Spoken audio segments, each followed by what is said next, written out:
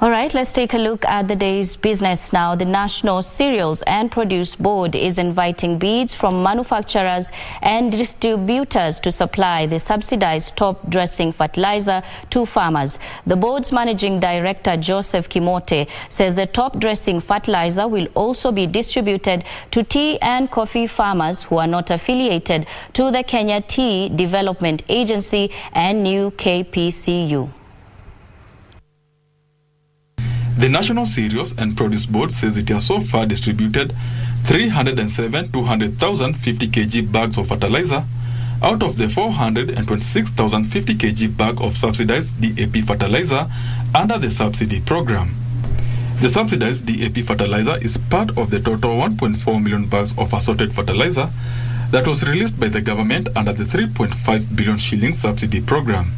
The government now is inviting manufacturers and distributors to tender to supply both soil and crop-specific fertilizer blends for planting and top dressing under the subsidy program.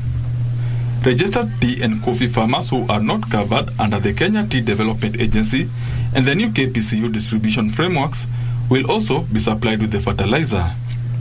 This comes just days after the government announced that it was creating modalities to subsidize more fertilizer. The latest fertilizer subsidy is aimed at supporting the cropping of 1.4 million acres of land during the short rains. This is the second subsidy program this year after the National Treasury released 5.7 billion shillings early this year to reduce the cost of fertilizer that had increased to 7,000 shillings per 50 kg bag in some areas. The National Cereals and Produce Board says it is keen on keeping fertilizer prices at 3,500 shillings per bag to help reduce the overall cost of agriculture production.